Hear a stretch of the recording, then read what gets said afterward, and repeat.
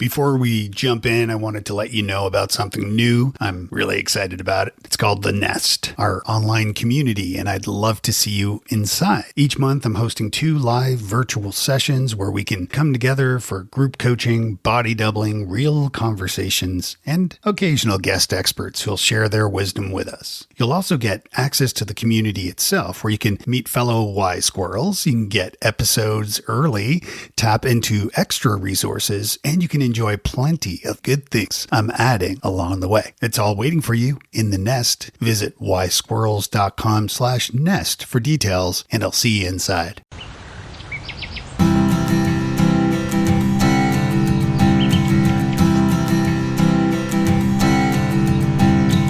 Welcome to Wise Squirrels, the podcast for late diagnosed adults with ADHD. I'm your host, Dave Delaney. Listen, this is crazy. I was looking at the download numbers of the podcast this year. 90,000, friend. 90,000. We have surpassed 90,000 downloads this year. And I know it's kind of a silly thing, but I really want to hit 100,000 before the end of the year. I feel like we can do it. I feel like it's totally doable based on the average downloads per month and per episode. And I know it's sort of an arbitrary number anyway. I don't think I win a prize or anything, but yeah, 100,000, that sounds good, right?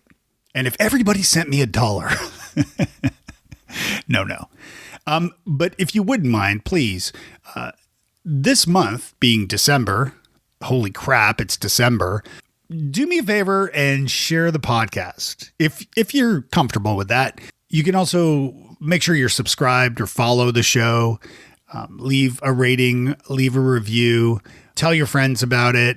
I really feel like we can hit 100,000 this year. And I don't know. There's something magical about that, isn't it? 100,000? Doesn't that sound cool? And speaking of ratings and reviews, I do want to give a shout out to the ADD Crusher. Thank you so much for the kind review on Apple Podcasts. You wrote later in life diagnosis, rejoice.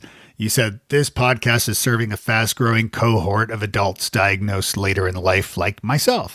There's so much upside to getting a handle on your adult ADHD, no matter how late your diagnosis arrives. And I completely agree. That is a big purpose and reason why I started Wise Squirrels. And Sarah left a review. She said, heartfelt and enlightening conversations for anyone navigating ADHD later in life. It's compassionate, funny, and incredibly validating. And that is incredibly validating for me to read that. So Sarah and ADD Crusher, thank you both for the kind reviews. And of course, you can leave a rating and review anywhere you listen to the podcast. And as I said, I really do read them, but they also mean so much to me. So thank you for that. Don't forget, if you ever have a comment, a question, anything you'd like to ask me, you can do so by emailing hello@wisesquirrels.com. Each podcast episode also has an article. It has a show notes post that I write for you at wisesquirrels.com. Plus, there's a bunch of other articles there. I wanted to point that out because each one has a recording button. You can record a voice comment just by clicking the button on the corresponding blog post or on the podcast. Do that, and I'll include your voice on an upcoming episode. This week, I got an email from MG that says, I listened to your interview yesterday and it hit me. It was the first time I'd heard someone articulate experiences that felt exactly like mine. It prompted me to reach out.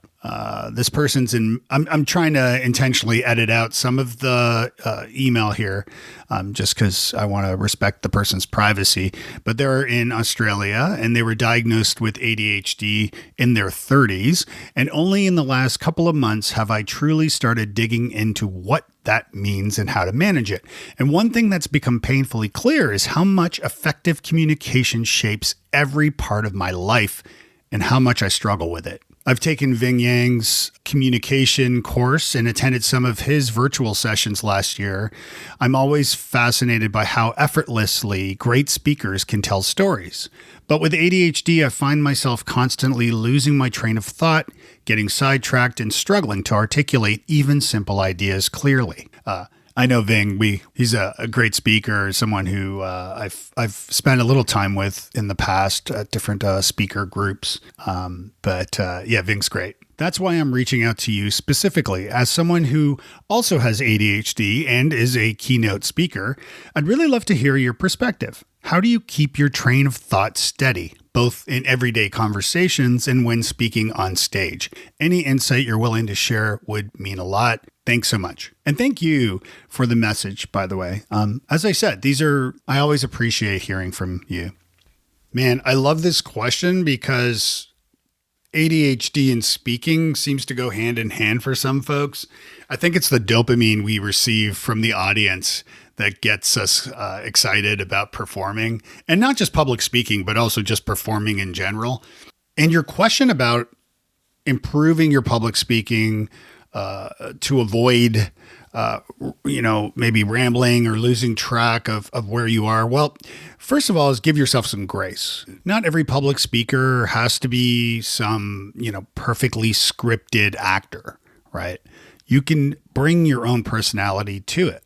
And yes, you'll have ums and ahs. God knows I have them on this podcast. But the point here is to be human. Be good at what you do. That includes some tips. I recently wrote a LinkedIn post at Dave Delaney on my LinkedIn about delivering a presentation, and I had some questions about it. I decided to write actually a LinkedIn post that summarizes some speaking tips. So if you need to give a presentation, or if you're an aspiring keynote speaker, I hope what I'm about to share with you will be helpful too. Here's what I wrote on LinkedIn. Decide on the 3 main ideas you want to leave the audience with the most, and write the speech around those 3 ideas. Add your intro and your ending, and writing this first on paper will help you remember it. It's called the generation effect. It helps you remember things when you physically write them down. So write it down pen and paper first, and then rewrite it digitally and edit accordingly. Then you want to read your speech out loud. Doing so will help you retain the information, as I said before. Now you're saying it out loud. This is called the production effect, and this helps you remember it. Now, do this a few times. In fact, do it a bunch of times until you feel comfortable with the material. Now, you don't have to memorize the speech, but you should be able to recite it well enough. We often create too much pressure on ourselves to memorize the scripts, and it's better to know the essence of the material. Remember, if you drill it down to 3 main areas, 3 main points, it's going to make it easier for you to keep track. Okay, return to your edit. Now, underline the sections you want to emphasize most to the audience. Those underlined parts or points become a presentation slide, and then design the deck or presentation, your keynote or PowerPoint or Canva or whatever you're using, to reinforce and support those ideas. Now, the less on each slide, the better. I learned a lot of this stuff from Gar Reynolds, who wrote the book Presentation Zen, and Scott Shortley as well, who's a close friend who ran an agency called Ethos 3 and is also an author. Next, you want to download a blank storyboard template and use it to design the presentation deck. So in the written section, just jot down what point or story you're making, those underlined parts from before. Then you want to sketch a picture of what you feel will represent it best, like a graph or a photo of a chicken in my case, things like that. Again, you're just sketching this in a storyboard template. And you can find those online. It's just a blank. It's basically a page of boxes with some lines underneath each box. Now in PowerPoint or Keynote, you want to add your written points in the presenter note section of each slide. Then you can design each slide based on your sketch or hire someone to help you. Now you print the draft of your presentation on paper, including the slides in the notes section, and use that to rehearse. The image should help you remember the note, and the note should help you remember the section of your speech that it supports. Ultimately, you want to use the slides to support your presentation, but you shouldn't rely on them. I once delivered the Master Communicator's Secret Weapon, which is really my signature keynote presentation. I had hundreds of people there, and for some reason, the AV team were unable to get the presentation up on the screen. It's only happened to me once in well over a decade of public speaking. This probably won't happen to you, so don't panic. But the point here is that you need to know your material, as I mentioned earlier. So don't rely on technology. Now, once you're feeling good, you can work on your staging by walking around and rehearsing the presentation. The staging is important because it helps you stay focused on the point you're trying to make.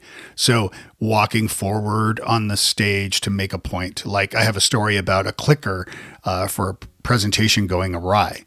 And I pause right in the center of the stage and hold an imaginary clicker up in front of the audience to make my point. When it comes down to it, though, your audience doesn't want you to fail, and it's an important thing to keep in mind. Treat them like your friends, like you're sharing some important information, which hopefully you are. So if you flub a line or you forget your spot or if you ramble or if you get off topic, admit it and share a laugh with the audience while you find your place and get back to your presentation. You know, with ADHD, I do this too. So it happens and it's okay. You're excited in the moment. You're sharing stuff. And sometimes it's just like, okay, Dave, get back to the point. The audience will laugh. So it's okay to point it out to the audience when you make a mistake. Some of my favorite comics do this too, like stand-up comedy, where they may screw something up and they'll point it out and the audience likes that. So be human. And of course, if you would like help reviewing your presentation or some tips one-on-one, I offer free coaching. The first session is always a free, what I call a good fit coaching session. So if you're interested in that, you can visit wisesquirrels.com/coaching. That'll take you over to Future Forth. Book a time with me and I can help you work on the ideas and see what we can do together. And speaking of doing things together, I do want to invite you to The Nest. The Nest is a online community for Wise Squirrels that I've created. It's in its early days, so I would love to get more founders to be the early people that join The Nest. And you can find that at wisesquirrels.com/nest. In The Nest, we'll do group coaching, we'll do body doubling sessions. We're going to do a lot of fun stuff. I'm going to include curriculum in there. You'll get episodes early. You'll also get updates on who I'm going to be interviewing, so you can actually send me some questions that you would like me to ask the guests. So lots of good stuff in store. I'll see you inside. Today, I'm speaking with Jennifer Dall. Jennifer is a grief-informed neurodivergence specialist and founder of ADHD Holistically. She empowers individuals with ADHD to transform daily struggles into opportunities for growth and self-discovery. With over 25 years of experience as an educator and a background in ADHD coaching, and also a fellow Wise Squirrel, she has a lot to offer and to share on how to deal with grief. Jen is very open about her loss of her husband, and she shares some tips and a lot more in this conversation today. This episode of Wise Squirrels is sponsored by Inflow. Inflow is the #1 science-based app to help you manage your ADHD. And it's created by ADHD clinicians, psychologists, and its dedicated support system helps you understand your neurodivergent brain. You can also build lifelong skills and you can get things done. One thing that I love about Inflow is they have a free ADHD traits quiz.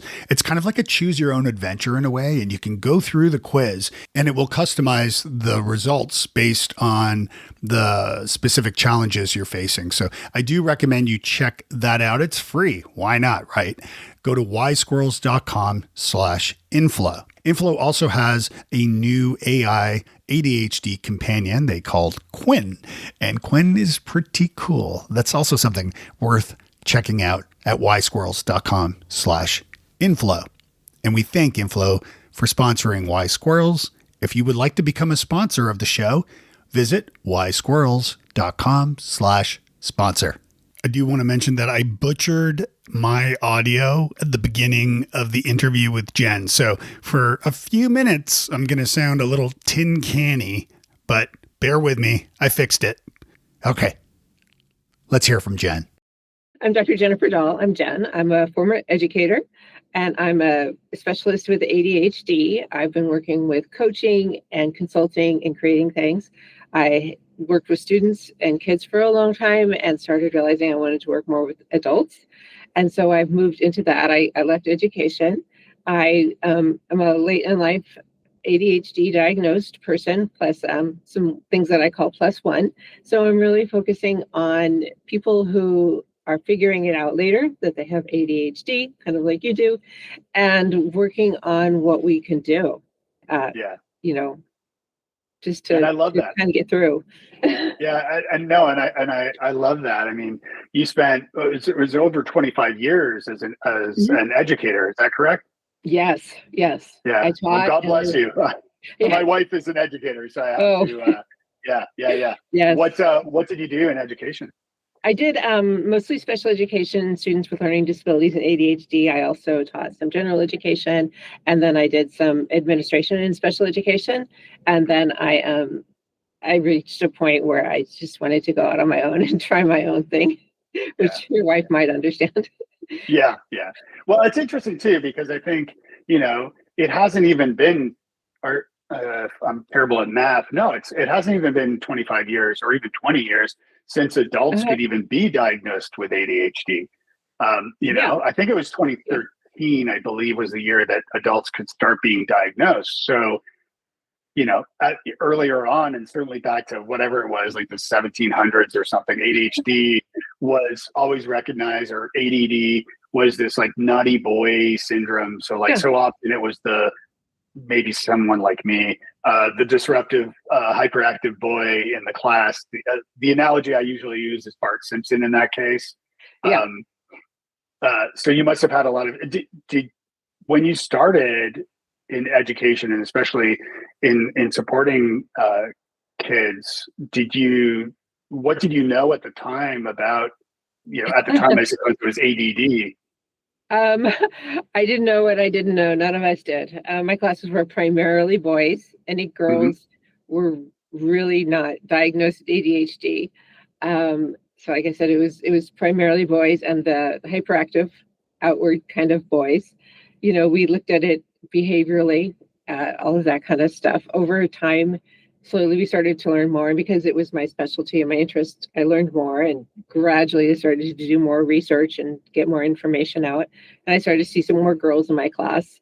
And that was interesting because, first the girls that would show up were more like the boys, but then as we learned more and understood more about how many of the girls show up, how it's internal, how they're quieter about it, that began to change. But, it's a lag in education, in medicine, everywhere. That information is just not really out there a whole lot. Yeah. And it's a shame because, to your point, I mean, this is something I've heard countless times here on the podcast and also just out in the world and talking with people that, women were missed because, in my understanding at least, and you can correct me where I'm wrong, but I think what I know is that there is really one ADHD and 3 presentations. And so you've got that Bart Simpson hyperactive and attentive kid like me bouncing around the room, typically boys, not always, but typically boys. And then and then with girls, I use the analogy of Lisa Simpson, the example of Lisa Simpson, who's more inward, inattentive. So the inattentive, hyperactive, inattentive. Yes. And then the combined. Which I always say is more like Calvin from Calvin and Hobbes. And I know we changed kind of over time, but I think more women certainly were more of that inattentive daydreamer, playing with their hair, just not focused. And of course, not disrupting the class either. Right. And so not really a problem at least for the educator. And of course, grades don't really matter in this example entirely, only because with, ADHD has absolutely nothing to do with IQ or smarts. So you could be a dumbass with ADHD, and you can be a brilliant, Right. person with ADHD, like Einstein or Steve Jobs, Yeah. or people like that. I think some of the bigger differences we're seeing in people who were a little higher intelligence, where like they could do really, really well in some things, like those areas that you were interested in. Sure. And then people had a hard time understanding why you just could not pull it together for something else. And it wasn't that you were stupid there. You just, ADHD and interest based. If I wasn't interested in calculus, Yeah. I don't even care that I don't care. Yeah, And so right. that would, like, parents, teachers, other people would be like, I don't get you, Right. And so what year did you start working to support ADHDers? And I know you do work in grief as well. So I started teaching in 94, I think it was, as a baby. So all that time, then I ended up going to the district office and kind of worked with special ed for supporting teachers and other people. And then I went back shortly to the classroom for a little while, right when we were coming back from the pandemic, because I missed being with kids. And then I wanted to be able to go out and do what I knew I needed to do and not be so constrained by other things. Right. Yeah. So it was around, like, I guess 2021, 2022 or something when you went out. Yeah, I went back, and then my husband died suddenly and other things are happening, and it was just like, this is just the sign. This is my sign to go out and take the chance and see what else I could do. There was books I wanted to write and people I wanted to work with and all kinds of things. Hey, it's Dr. George Sachs, co-founder of Inflow and proud sponsor of Wise Squirrels. If you're living with ADHD, you know it's not just about the focus. That's why we created Inflow.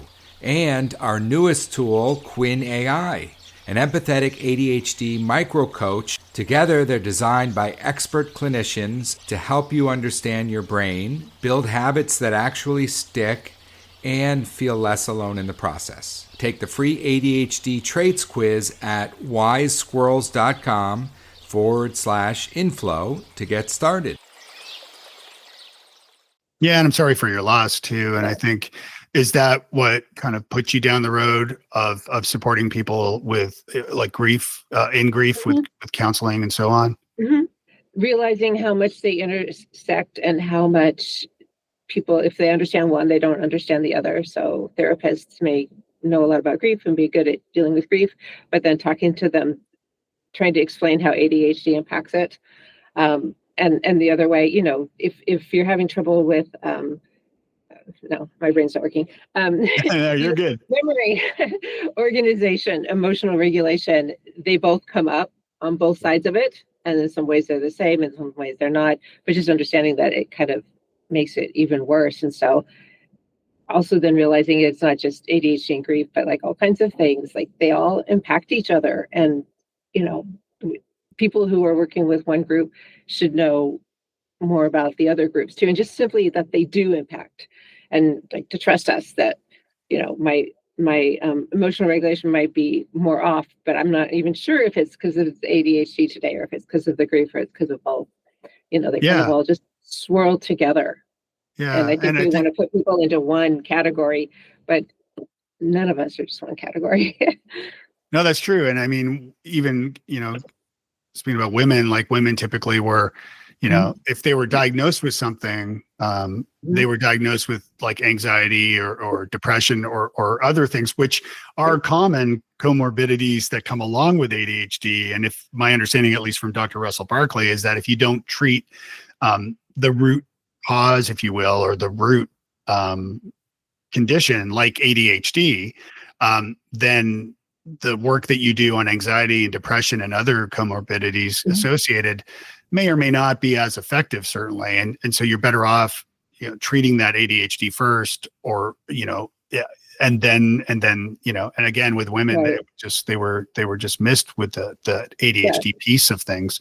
So often tell me, and say, I'm feeling tired, I'm feeling distracted, I have a hard time focusing. I'm emotional, and the jump is to, well, here, you must be depressed and anxiety. Here's a med for that, without looking at anything else. Right. Yeah.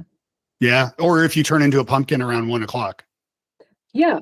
Which Yeah. I've heard, I heard in an interview somewhere. Yes. Is that something you mentioned or? Yeah. I mean, I'm like that too. Like later the day gets, I'm like I run out of steam.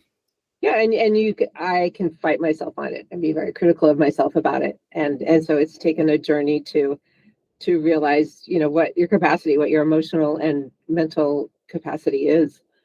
And I don't know. And sorry to interrupt. The first thing I heard, or not the first thing, but the first time I've heard of this, I thought, oh my God, I love this idea. Tell me about, because it's on that point. Tell me a little bit about the reverse Pomodoro. Oh, okay. So so a Pomodoro is an idea that you work for a certain amount of time and then you take a break.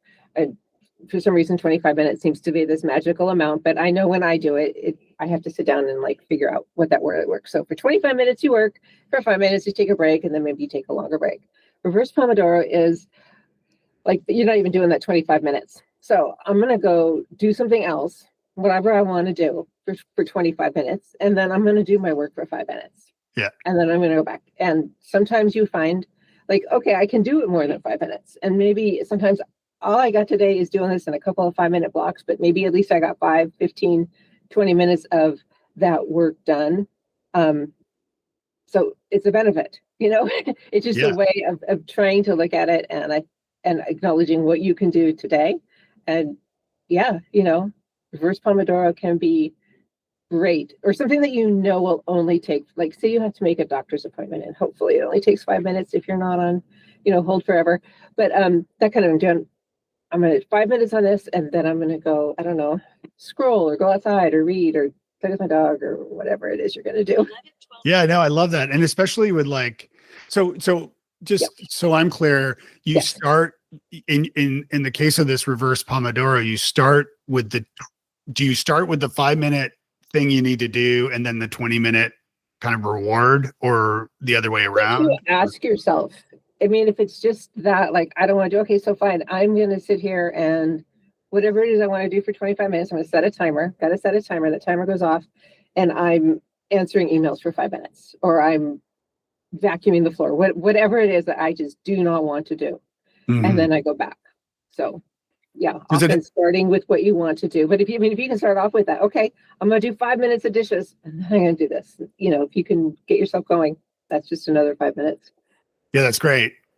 Do you start with a goal for those 5 minutes? Because obviously, and I think a lot of us, this would resonate with folks where it's great. Like if you start with like a 5 minutes, or just getting started on something, just for a limited amount of time.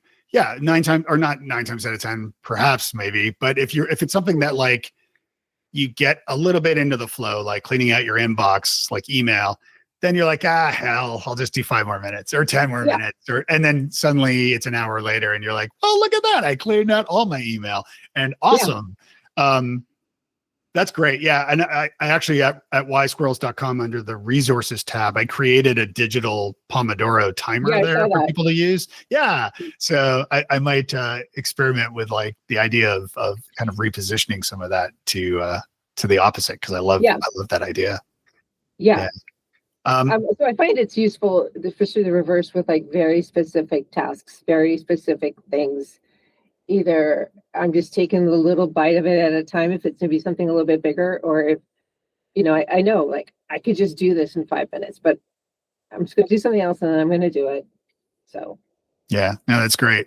When getting back to the topic of grief and ADHD, you mentioned how, if a counselor or therapist or someone is or coach understands grief, but doesn't understand ADHD, then some of their recommendations or strategies or what have you may not be as effective, let's say. Talk to me a little bit about, how those two come together and maybe some strategies for a listener who may be feeling grief right now, who has ADHD. So I think it's important for the person and for the therapist, whoever they're working on, to understand that they're both very big parts of their lives and that they can fluctuate also. You can be feeling one more than the other. And if the therapist is looking at particular strategies for dealing with grief, well, just go do something you like, or just tackle this project. Sometimes people with ADHD have a hard time with that. When people say just do it to you, that never works out very well for me. No. And so understanding that you might need to really look at it and talk about it, if instead of just go do this, trying to work through and talk through it a little bit about, well, what is something that you could do, that you will do, that you feel up to doing, that you have the capacity to do, and being a little more flexible with that. And also, I think understanding the role, and you may know this, how interest-based things figure in. So find if the goal is to kind of get you out of the depression, the anxiety, the grief, out of the house, just for a little while. Instead of pulling out the list of the top 10 things, go for a walk, do this. If someone with ADHD and grief may be having a hard time figuring out what that really is. And so spending some time, people with ADHD can come up with lots of ideas. So maybe you brainstorm all kinds of things for 5 minutes, what you could do. And later on, as you go through it, you get some better ideas. And then that's what you can do. So it's not the typical, oh, why don't you go walk down the end of the street and back, that kind of thing. So understanding that it's more complicated and there's more to it, I think can help both parties, everybody involved with it.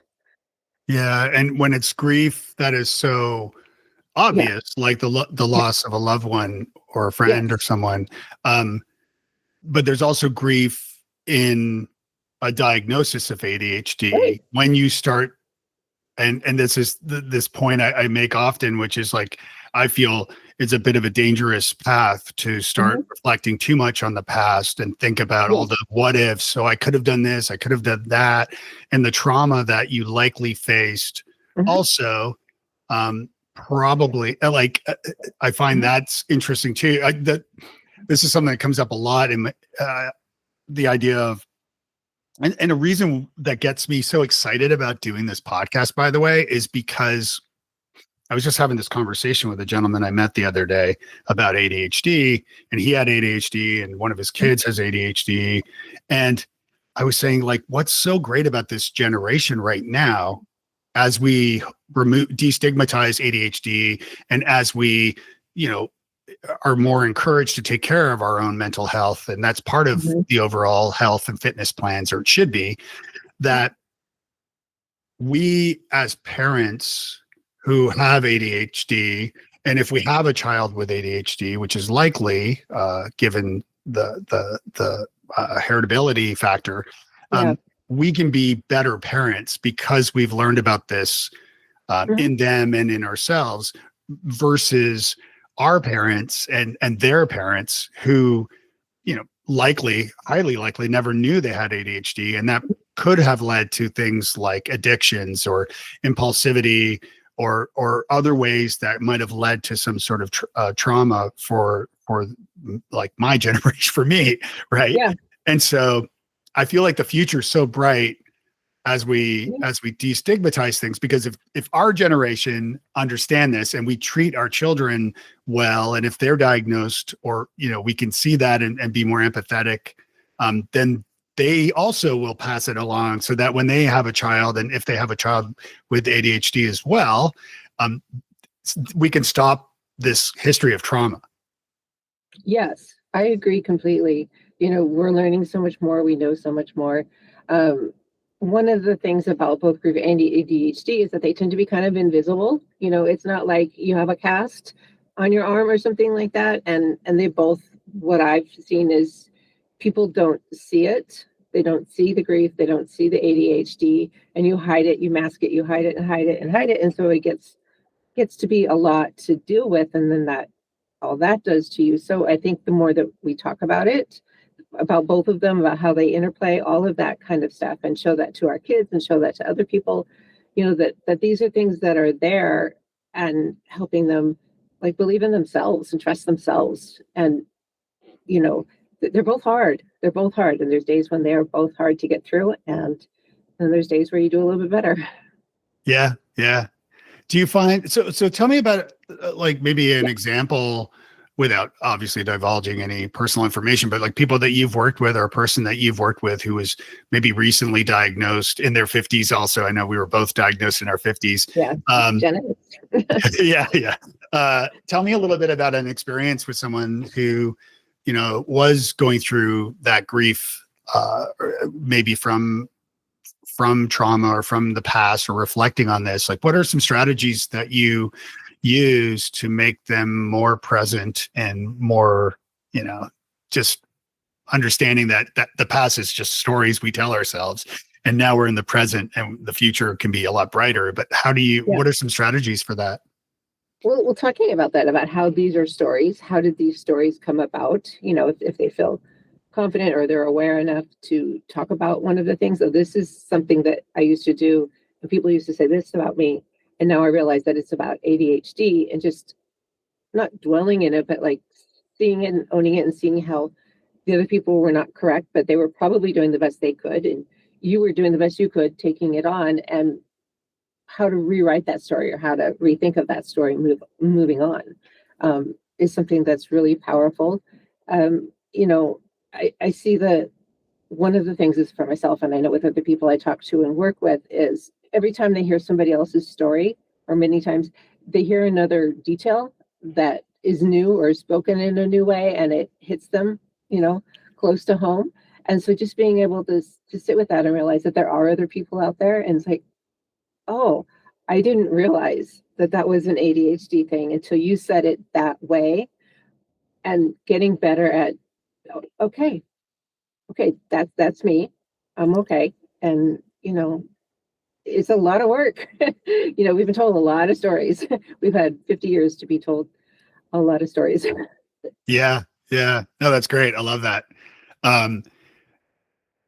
What about like, I guess if you're speaking with somebody who is kind of falling down that rabbit hole of grief, Yeah. any strategies for kind of getting yourself up and out of it? And obviously, in obviously some severe grief, like losing someone, obviously, there is a natural process. I'm blessed that I haven't had this too much. I mean, I lost my father, but he was 83 and had a great run. Like, he had a good life. He'd actually died on his birthday. Yeah. Worst party ever. No. Yeah. But what are your thoughts on that? Like, kind of. Well, I say don't be afraid to ask for any kind of help, whether it's professional help, because grief is something to be worked through. And sometimes having somebody, whether it's for insurance or you're paying, that is really listening to you, about the grief itself, is very important. There can be support groups. You can find that you meet other people and you can just kind of support each other and say, yeah, I hear you. I know it's hard, and I went through this too. Grief, whether it's grief over a diagnosis for something that we didn't know, or grief because of a death or some other sort of big loss, you've got to feel it. You've got to feel it to heal it. And so, yes, moving on past it, yes, moving beyond it, but also finding ways to process that grief, to process, whether it's journaling or talking to somebody or other things that you can do where you're not diving deep and falling into a hole, hopefully, but you're just able to really process all of it and think about it and reframe it. Because I think the more we shove it in, then that's not good either. If you've gotten this diagnosis for ADHD and you're feeling grief of what could have happened, or if you'd had more help, or if people had understood, we'll own that, own it, say it, put it in words, and then think about, okay, but what other good things have happened? I didn't go on this path, but I went on this path, and this is the path I'm on. So what's good about it? And knowing what I know now, is there anything else I can do? Is there anything I want to change? Or or this is just good anyway, because there's all kinds of things you can have regrets about. We know that. Yeah. I love that idea of reframing it too.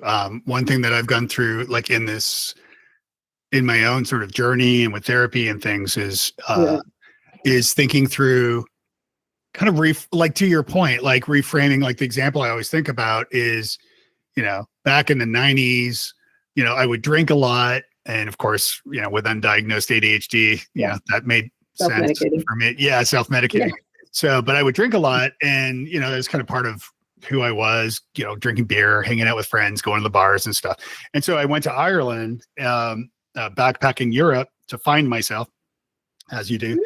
And of course, I fell in love with Ireland. I'm a Delaney, so go figure. And I love a drink, even though I'm 5 years sober, I should add.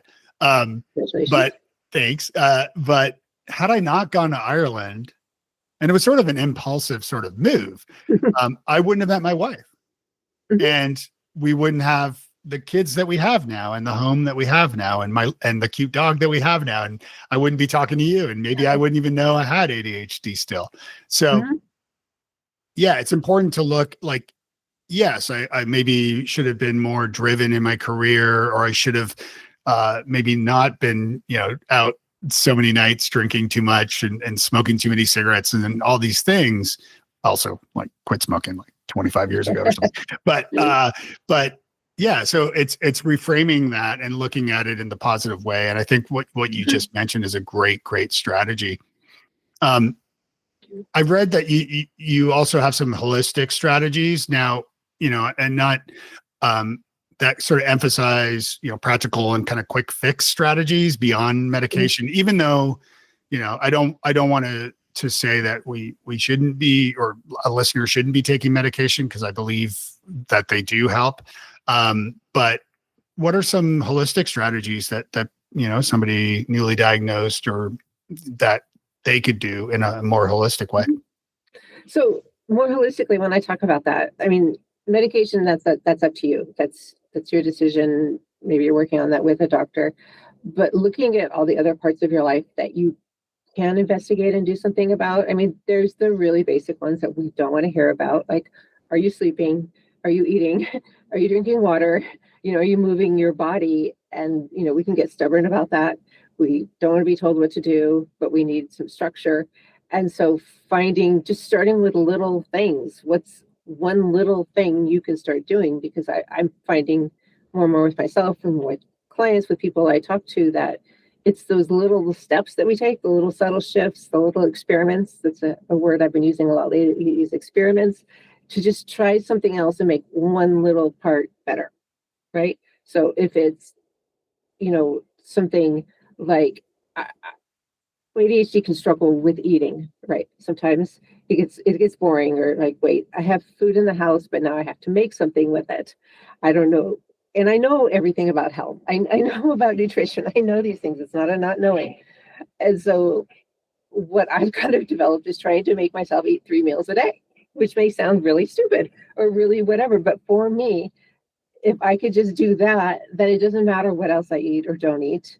The days that I can do that, I notice there's just a difference in how I feel and act in general. That's one thing. I've also really had to look at how I spend my time. I went from being in education, which your wife probably knows this. I did secondary mostly, so it's like you are run by bells and calendars. You are told when to go to the bathroom. You are told when to eat lunch. Oh yeah. You know when your vacation is, and then all of a sudden not having that, right? So that's a huge change with ADHD, and it has taken me time, and I'm continuing to work on really looking honestly at what makes me do better. What time of day, when you talk about, when I said I turned into a pumpkin, it's like I'm not a morning person. Like, I'm all happy and chipper and like yay in the morning, but like, if I'm going to get up and do work, I've got to get up and do work. Yeah. Because later in the day, it's just crashing. Mm-hmm. And it's more crashing if I haven't had some food and I haven't done certain things. So, holistically, I'm just talking about what are some little things that you notice that if you do or you don't do, makes you feel so much better. Yeah. And Yeah, and exercise, like you said, I mean, that's one big one that people need to do because there's correlation for sure. Lots of Yeah. studies about the value of exercise for all the obvious reasons, but with ADHD especially, uh, Hmm. it can really help you. So I like that approach to things. I think with my dad, when he passed away from Alzheimer's dementia, and this was like 2021. So at the time, I thought, okay, I'm going to do everything I can not to get dementia and Alzheimer's because it does run in my family. And so I read a couple books and started doing some research on it. And of course, there's no definitive answer exactly yet. There's clues and things, and I'm not a doctor, and I don't pretend I'm one here, so or anywhere.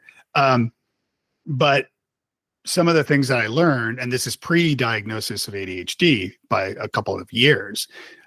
One of the things I did was I quit drinking because of this. I thought, okay, alcohol is not great for the brain. I'm just going to cut it out and quit. Meditation and mindfulness, I started a daily practice. That's also a very helpful thing.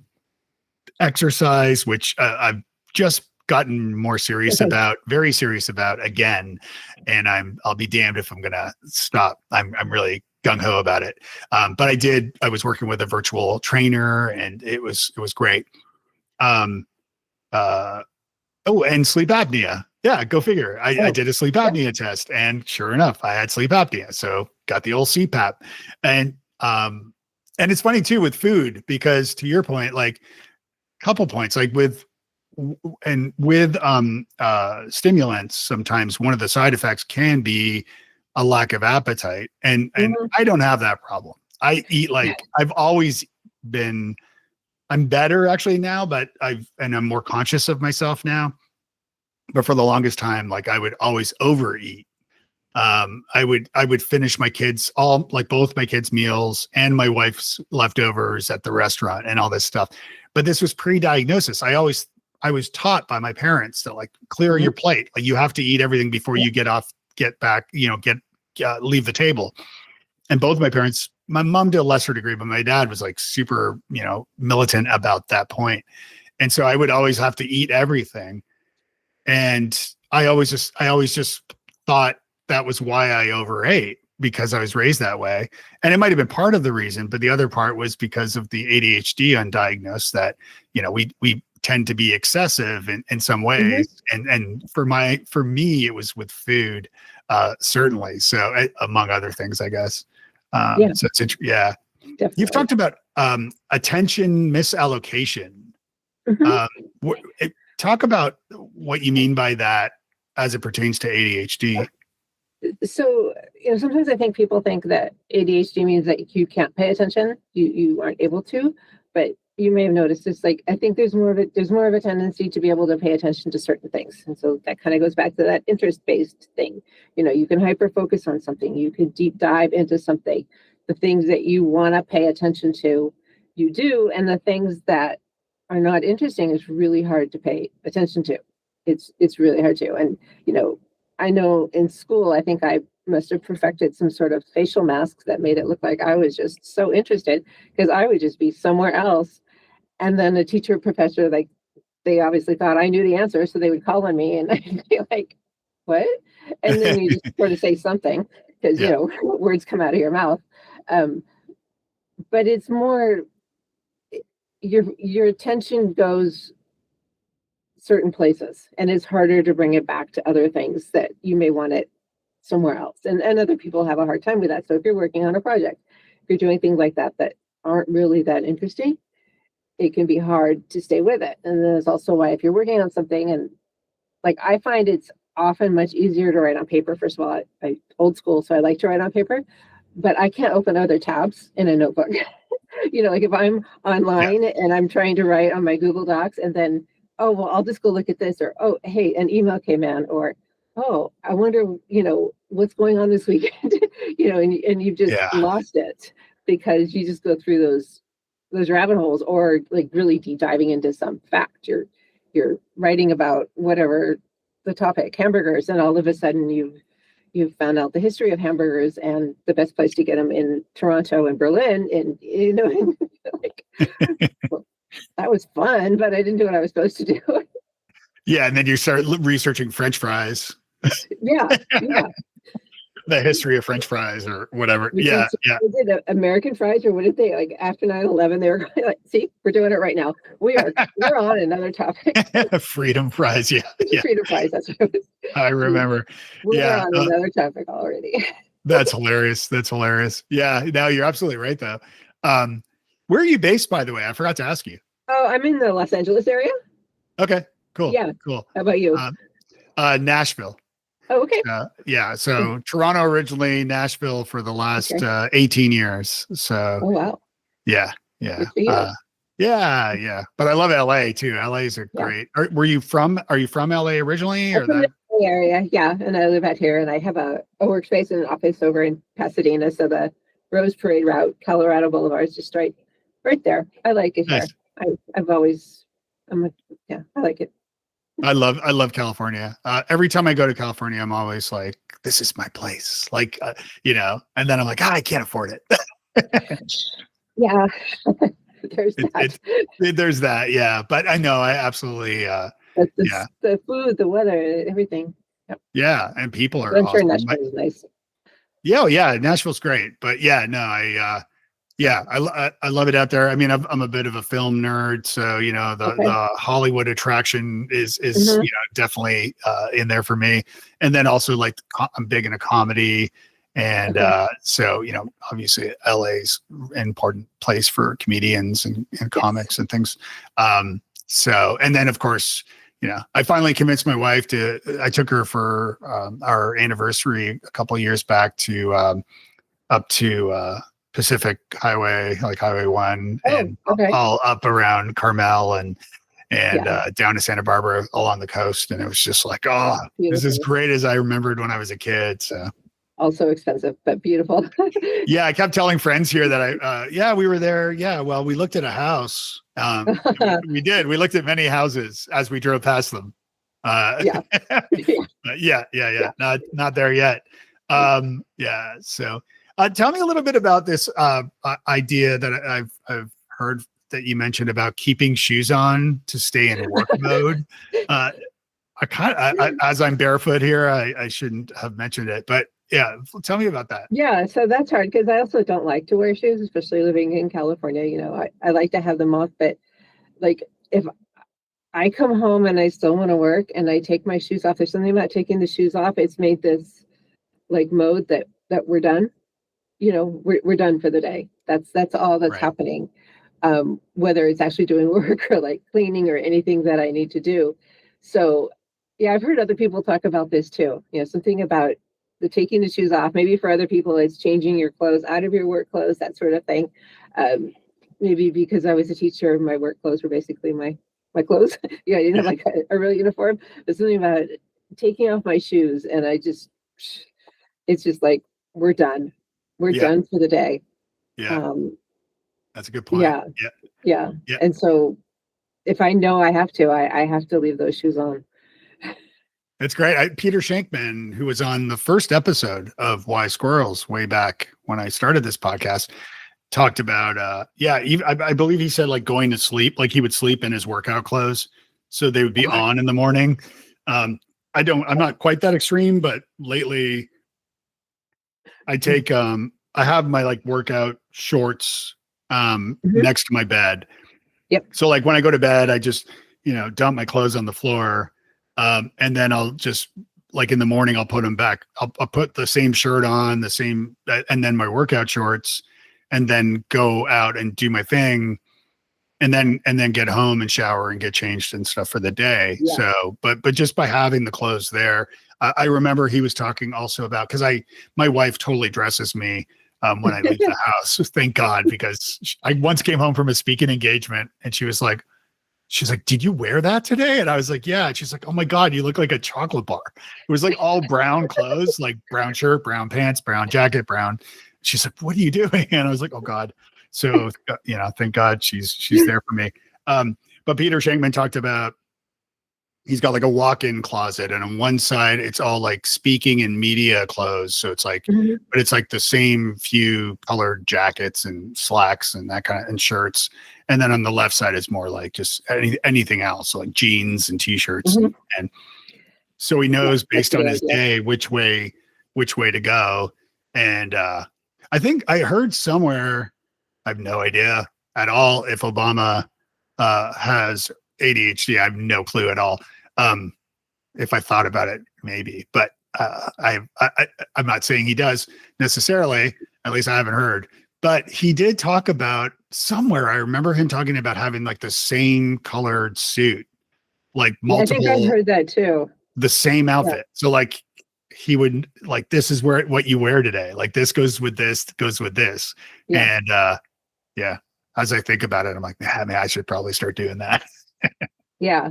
Yeah. Except then I get bored with it. But Right. yeah. Yeah. That pesky novelty curse, right? When the novelty Yeah. runs off for an ADHD, then it's Yeah. like, okay, that doesn't work anymore. Damn it. So they do have certain clothes like, okay, I think I'm going to be on camera today. And okay, this, Yeah. at least from the waist up, looks a little bit better. And, Yeah. you know, his t-shirts. And I used to put my running stuff like in the bathroom ready for when I get up. And like sometimes if I was going to go to like a yoga class later, I would put my yoga clothes on and wear them all day because otherwise I would feel really stupid if I Yeah. wore my yoga clothes all day and didn't go to a yoga class. I love that idea. Yeah. That's Yeah. smart. So all those, I had another thought and then I forgot. So, Yeah. but yeah. As far as education goes, you know, and I was also having a conversation with someone recently about education. And of course, I mean, the analogy I used right away was I was thinking of like, okay, well, like teachers aren't always teachers. Like if you pretend a teacher is a chef, let's say, and the chef is given like mediocre food, quality food, but they still have to cook something and make it really well, do it really well. And yes, they'll probably have to use their own money to go and buy some ingredients because, you know, but I sometimes think of this. I haven't even borrowed or shared this with my wife, but you know, teachers are, as you said, like teachers are like taxed over, like they're just busy, like extremely busy, overworked, underappreciated, underpaid. And so it's easy to understand why maybe an ADHD or like a kid with ADHD might get missed or might get just pushed along. Like I graduated 7 years of classes because the teachers just didn't want to have to deal with me again. And I think that's how I got to my seventh grade, and then was held back that year. Pat Riley, God bless him, he was a great teacher. What are your thoughts on ways to improve public education to better serve? Yeah, just a small in these few minutes left. How much time do we have? Yeah, exactly. But are there thoughts? I mean, I'll give you an example. Like I enjoyed Sir Ken Robinson's TED Talk about Do Schools Kill Creativity? And I read his book, The Element. My kids went to Montessori school for the first, few years. And I really loved that system. Just making it a little more accessible for people and a little more fun, I think, in a way, than just, again, Peter Shankman and I talked about this also on the first episode. I remember about sort of he's more critical of the school system, but of course it's easy to be critical when you're on the outside and you don't know what's going on. Yeah. Are there ways that you think good, like small or big, that could improve education for neurodivergent people, especially ADHDers? So I want to protect my teachers. I will die on a hill for them. I think knowledge and information, I think teachers, just like doctors, just like therapists, they're given this much, if any, training on ADHD, and it's probably quite outdated. And they have so many things they have to learn and do and follow. And so, but just real actual information, and I'd say administrators and the people in charge too, because, like often the people in charge make decisions that, may not be that useful. So I think just general knowledge, both on the teacher, the adult side, having information about like just basically the different kinds of ADHD, and that it's not all the same, and what somebody might be doing that's actually kind of masking ADHD.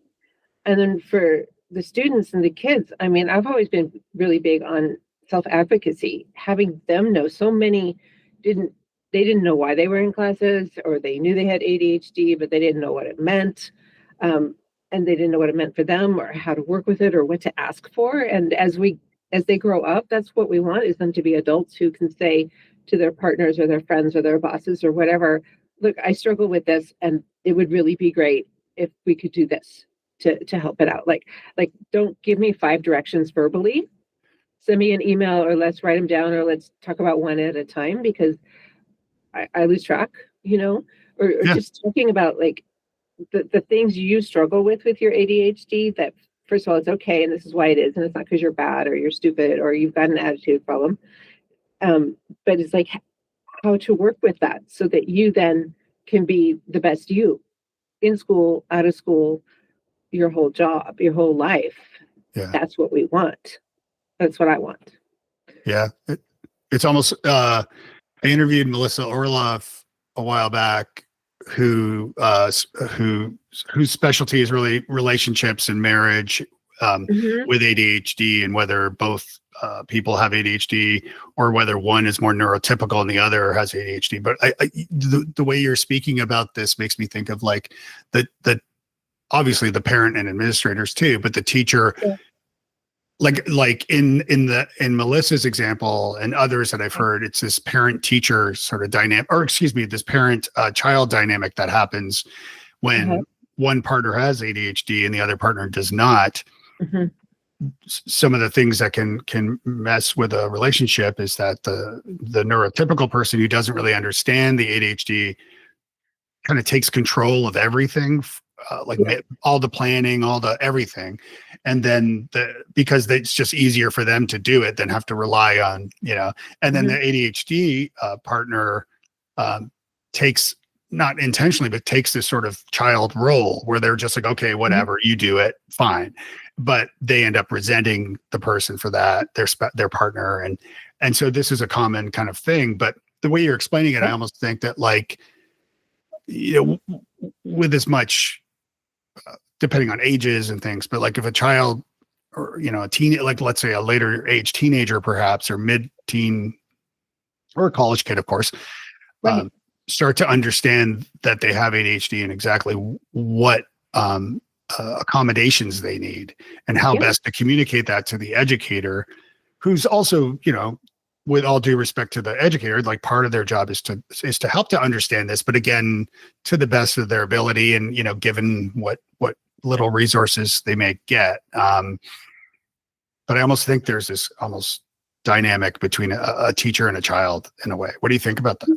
I agree. And the more they can talk to each other and understand, and, the teacher can understand basic things about ADHD and that everyone with ADHD is different. And then, but the student, the person also needs to work on learning what it means for them, like where their parts, their struggles really are, and also what they do really well. Because sometimes we focus only on the struggles, but like you're also really, really good at this or that. So focus more on those kinds of assignments, or in groups doing that kind of a role. Not that you don't learn how to do other things, but, work towards your strengths, work on your struggles, and then figure out what doesn't matter. There's the other thing too, is like, does it really matter if you've done some specific part of the task? Because maybe it doesn't. Yeah. I mean, whether you're talking at school or at home, does it really matter if, I don't know, the recycling bags are put in this one place? And if it matters that much to you, then you just do it. Or It makes sense. Oh my gosh, this is the time is just flying by, Jen. I know. This has been so great. Is there anything I didn't talk to you about or ask you that maybe we didn't cover? Or no, this was great. I mean, I love the conversation, and to ADHD people, we just go wherever it goes. And we understand what each other is talking about. But I really believe in advocacy, self-advocacy, and figuring you out and taking that time and just having that grace that, I think is getting better. I think people are getting better at that and learning more about it, which is really special. I agree completely. I think, self-knowledge is so important, and understanding your neurotype in this example is so powerful, because you can, I mean, legally, by the way, like, legally, your employer has to provide accommodations. Right. There are actual like laws in place to protect us, at least last I checked. Who knows? Maybe they don't exist anymore. But let's not go there.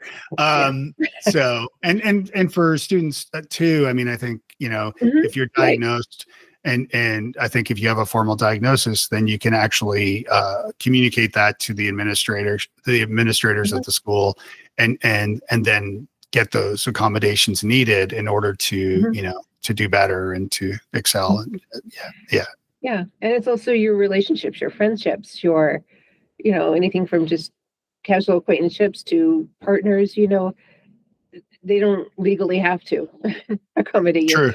But, working together and finding some people that you're with that understand that you can ask for what you want, and they can ask for what they want. I mean, it's kind of all of that too. Yeah, no, that's great. Jen, this has been awesome. How can everybody get a hold of you, learn more about what you do? I know you're working on a book too, right? Yeah, I'm working on a book, and I have an ADHD SOS deck, and I'm actually making one for a teen version, because people were telling me, the school psychologists I know and whatnot were saying they were using it with some of their kids, and I thought, well, I'm going to make one that's more focused to teen issues. So it gives little scenarios and little hints and that kind of thing. I'm on Instagram at ADHD.holistically. My website, you can go on there and get on my mailing list for, newsletter information, things that are coming up. Get some good hints, a document about hacks, and all the information about when my book's coming and other things that I'm going to be doing and out in the world doing. Yeah. Awesome. Well, Jen, this has been such a pleasure. Thanks again for joining me. Thank you.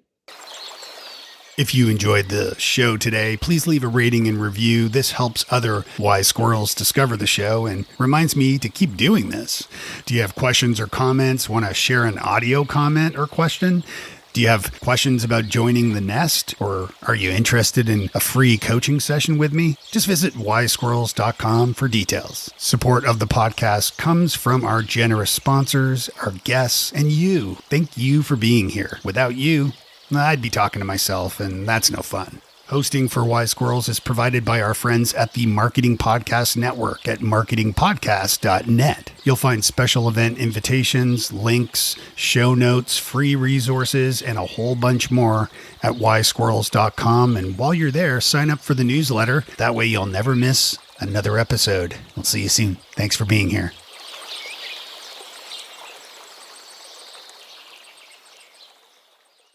Did you know Wise Squirrels is brought to you by you, my amazing, generous, supportive, brilliant, and beautiful subscribers on Substack? People like Kiernan, David, Darren, Chip, Ellen. Ellen's a founding member. You're the best. Memberships are just a few bucks a month, about the cost of a fancy coffee. Now, there's a free newsletter at Substack that you can, of course, subscribe to so you get new episodes and all that good stuff. And the link is right there in your podcast player. All you have to do is scroll down, click the link, sign up for free, and if you like, become a paid member today. If you love what I'm doing, I would love your support. Thanks for listening. And now back to the show.